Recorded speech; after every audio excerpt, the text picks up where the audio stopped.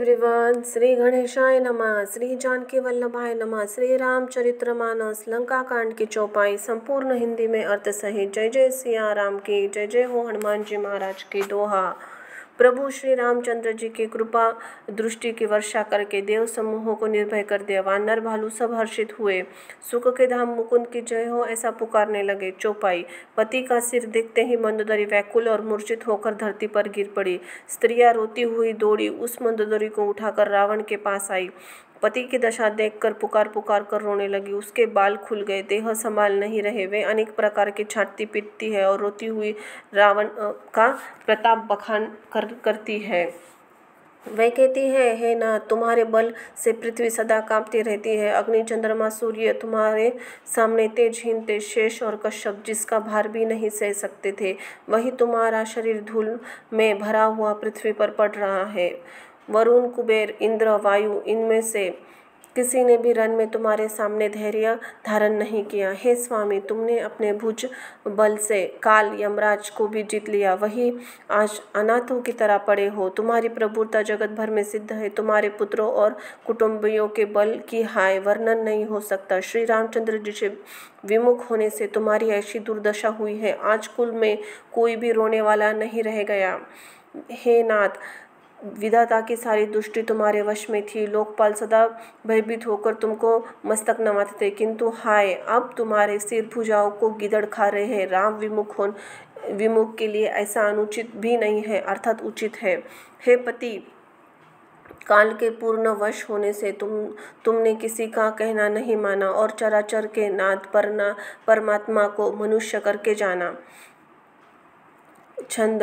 दैत्य रूपी वन को जलाने वाले अग्निरूप साक्षात श्री हरि को तुमने मनुष्य करके जाना। शिव और ब्रह्मा आदि देवता जिनको नमस्कार करते हैं, उन करुणामय भगवान को हे प्रियतम तुमको नहीं भजा। तुम्हारा यह शरीर जन्म से ही दूसरों के द्रोह से में तत्पर तथा पाप समूहमय रहा। इतने पर भी जिन निर्वाकार ब्रह्म श्री रामचंद्र जी ने अपना धाम दिया, उनको मैं नमस्कार करती हूँ। दोहा। आह नाथ, श्री रघुनाथ जी के समान कृपा का समुद्र दूसरा कोई नहीं है। जिन भगवान ने तुमको गति दी है, जो योगी समाज को भी दुर्लभ है। चौपाई। मंदोदरी के वचन कानों में सुनकर देवता, मुनि, सिद्ध सभी ने सुख माना। ब्रह्मा, महादेव, नारद, सकाकांडी तथा आदि जो भी परमार्थवादी परमात्मा को तत्व जानने वाले कहने वाले श्रेष्ठ मुनि थे, वे भी सभी श्री रघुनाथ जी के नेत्र भरकर निखर कर प्रेम मग्न हो गए और अत्यंत सुखी हो गए। अपनी घर की सब स्त्रियों को रोती हुई देखकर विभीषण के मन में बड़ा भारी दुख हुआ। वे भी उनके पास गए। उन्होंने कहा, भाई की दशा देखकर दुख किया। तब प्रभु रामचंद्र जी ने छोटे भाई को आज्ञा की कि जाकर विभीषण को धैर्य बंधाओ। लक्ष्मण जी ने उन्हें बहुत प्रकार से समझाया। तब विभीषण के पास लौट आए। प्रभु उनको कृपा दृष्टि से देखा और कहा, सब शोक त्याग कर रावण की अंत्येष्टि क्रिया करो। प्रभु की आज्ञा मानकर हृदय में देश काल विचार करके विभीषण ने सब विधि पूर्वक सब किया। दोहा। मंदोदरी आदि सब स्त्रियां रावण को तिलांजलि देकर मन श्री रघुनाथ समूहों का गुण वर्णन करती है हुई महल को गई। चौपाई। सब क्रिया कर्म करने के बाद विभीषण ने आकर पुनः सिर नवाया। तब कृपा के समुद्र श्री रामचंद्र जी ने छोटे भाई लक्ष्मण जी को बुलाया। श्री रघुनाथ जी ने कहा, तुम वानर राज सुग्रीव, अंगद, नील और जामवन, मारुति सब निपुण लोग मिलकर विभीषण के साथ जाओ। उन्हें राज तिलक कर दो। पिताजी के वचनों के कारण मैं नगर में नहीं आ सकता, पर अपने ही समान वानर और छोटे भाई को भेजता हूँ। प्रभु के वचन सुनकर वानर तुरंत चले। उन्होंने जाकर राज तिलक की सारी व्यवस्था की। आदर के साथ विभीषण को सिंहासन बिठाकर राज तिलक किया, स्तुति की। सभी ने हाथ जोड़कर सिर नवाए। तदनंतर विभीषण सहित प्रभु के पास आए। तब श्री रघुवीर ने वानरों को बुलाया, प्रिय वचन कहकर सबको सुखी किया। छंद। भगवान ने अमृत समान यह वाणी कहकर सबको सुखी किया। तुम्हारे बल से यह प्रबल शत्रु मारा गया और विभीषण ने राज्य पाया। इसके कारण तुम्हारा यश तीनों लोकों में नित्य बना रहेगा।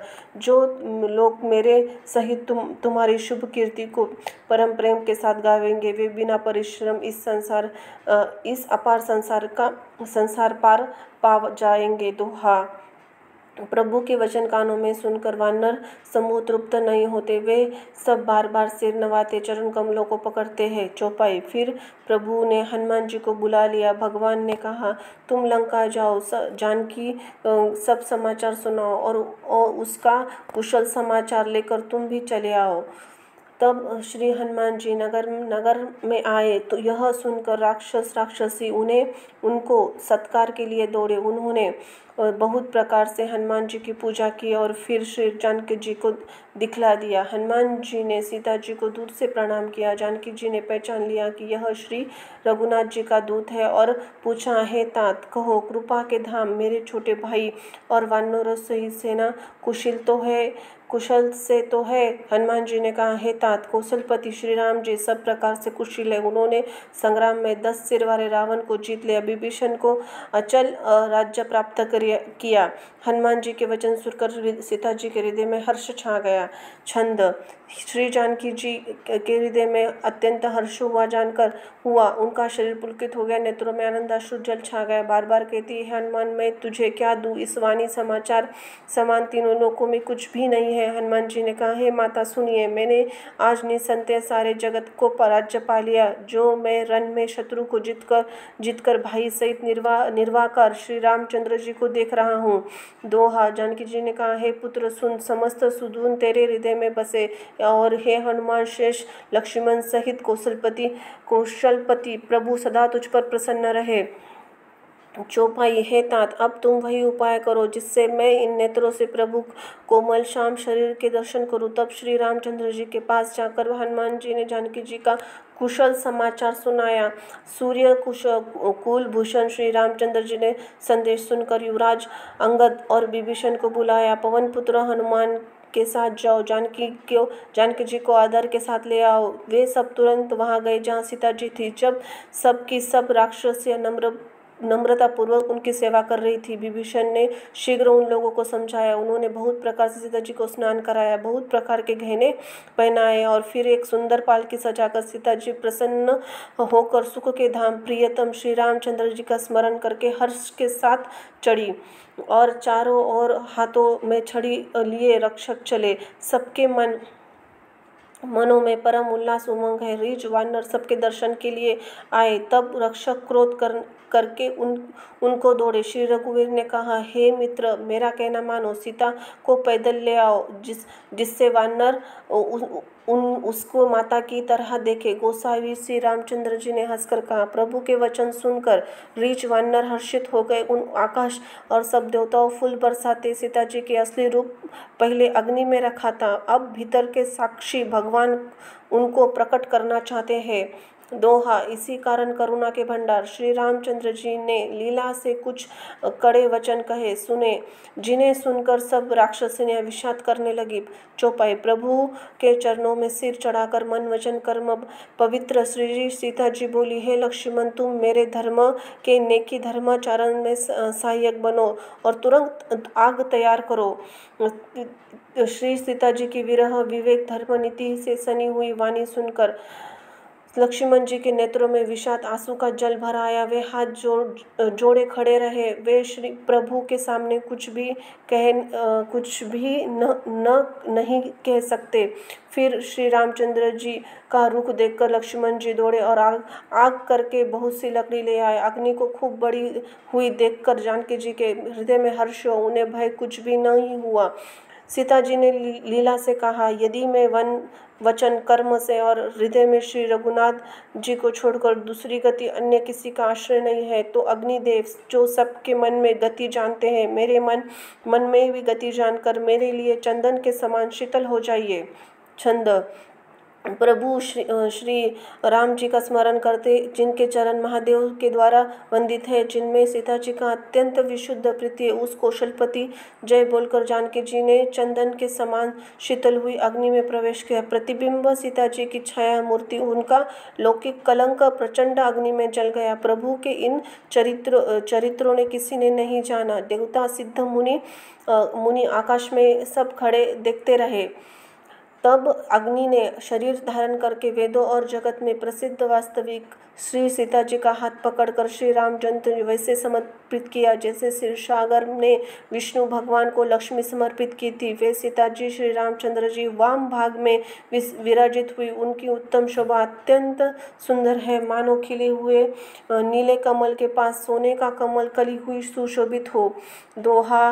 देवता हर्षित होकर फूल बरसाने लगे, आकाश में डंके बजने लगे, किन्नर गाने लगे, विमानों पर चढ़ी अप्सराएं नाचने लगी। श्री जानकी जी सहित प्रभु श्री रामचंद्र जी अमरप्रीत शोभा अपार शोभा देखकर रिच वानर हर्षित हो गए। सुख सारे श्री रघुनाथ की जय बोलने लगे। चौपाई। तब श्री रघुनाथ जी की आज्ञा पाकर इंद्र सारथी मतली चरणों में सिर नवाकर रथ देकर चला गया। तदनंतर सदा स्वार्थी देवता आए ऐसे वचन कह रहे, मानो बड़े परमार्थी हो। दीन बंधु दयालु रघुराज है परम देव, आपने देवताओं की बड़ी दया रखी। विश्व में द्रोहों में तत्पर यह दुष्ट कामी और कुमार्ग पर चलने वाला रावण अपने ही पाप से नष्ट हो गया। आप समरूप ब्रह्म अविनाशी नित्य एकरस स्वभाव से उदासीन शत्रु मित्र भाव रहित अखंड निर्गुण मायावी गुणों से रहित अजन्मे निष्पाप निर्विकार अजय अमोघ शक्ति, जिनके शक्ति का व्यर्थ नहीं जाती और दयामय है। आपके मत्स्य कश्यप वराह नरसिंह वामन और परशुराम के शरीर धारण किए। हे नाथ, जब देवताओं ने दुख पाया तब अनेक शरीर धारण करके आपने उनका दुख का नाश किया। यह दुष्ट मलिन हृदय देवताओं का नित्य शत्रु काम लोभ मद पारायण तथा अत्यंत क्रोधिता, ऐसे अधमों को शिरोमणि ने भी आपका परम पद पाया लिया। इस बात का हमारे मन में आश्चर्य हुआ। हम देवता श्रेष्ठ अधिकारी होकर स्वार्थ पारायण हो आपकी भक्ति को बुलाकर निरंतर भक्त सागर में प्रभाव जन्म मृत्यु के चरण में पड़े हो। अब हे प्रभु, हम आपकी शरण में आ गए, हमारी रक्षा कीजिए। जय हो सिया राम की जय, जय हो जानकी महाराज की जय, हो प्रभु की जय, हो हनुमान जी महाराज की। धन्यवाद।